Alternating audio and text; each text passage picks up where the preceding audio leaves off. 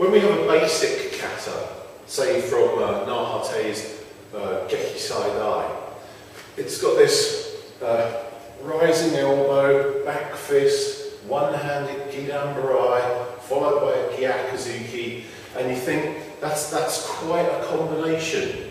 And if you're firing it out as an application, then maybe there's something that's got to be a bit coordinated to make that happen.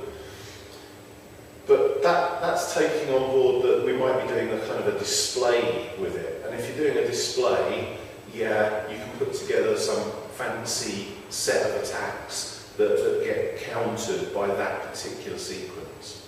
So before we go any further, it must be said that maybe a basic kata has been put together for that reason.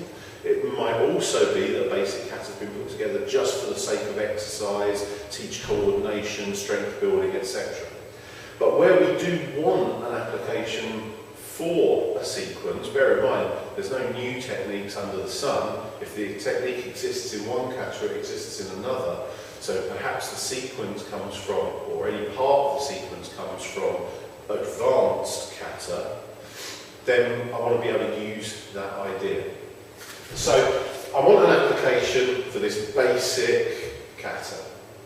And we'll start not with the kick to step forwards, but with landing with the elbow. And the elbow is coming up like this. And what people kind of ignore is the other hand sitting back on the hip. So if that hand's back on the hip and I'm elbowing like this, what's this doing? And the answer's always going to be it's grabbing something. So we covered this recently. But what is it grabbing?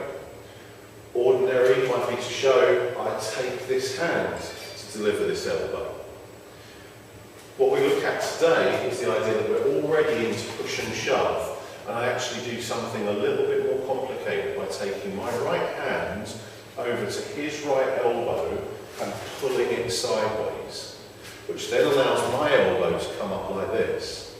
This then means that the back fist isn't necessarily about the fist, but rather about the elbow dropping in. And then what happens is you take that orb and you drop it down to make gidan-barai before you land your gyakuzuki. So it's a little bit more complicated than just I elbow him here, I back fist, I do a gidan-barai and a punch.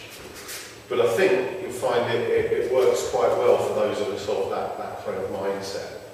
What's happening? We're already in the middle of the kata. We're not out here, we're already in the middle of it. During this, I decide to get clever instead of playing his game. So I swap hands and pull. There goes the elbow. That looks like doing a back fist, but actually I've got elbow pressure against his collarbone or his throat. And then gidan-barai turns through and drops, and then gives me the gyakuzuki. Chudan, yeah, but it could have been his neck, and it could be his ribs that I require for this to be a working application.